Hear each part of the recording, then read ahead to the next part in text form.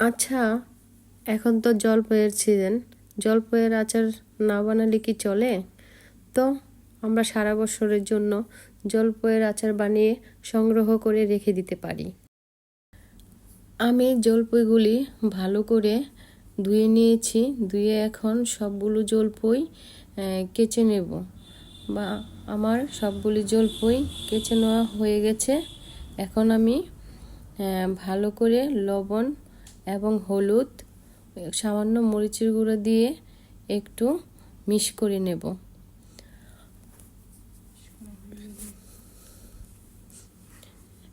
ভালো করে মিক্স করার পর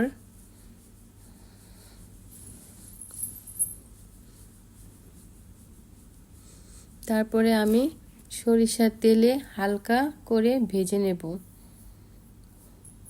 সবগুলো জলপাই একে একে করে এভাবে ভেজে নিয়েছি। তেল থেকে ছেঁকে নিলাম। তারপর আমি পরিমাণ মতো গুড় দিয়ে দিলাম। গুড়টাকে ভালো করে আঁশিয়ে নিলাম। তারপরে ভেজে রাখা জলপাইগুলি সেই গুড়ে দিয়ে দিলাম।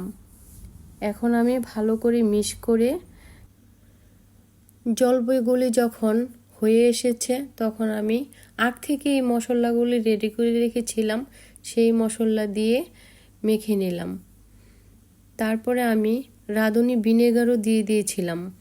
তো এখন দেখুন আমার জলপাইয়ের আচার কেমন হয়েছে।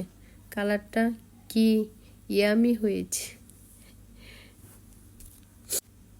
আচারটা কিন্তু দেখতে অনেক সুন্দর হয়েছে।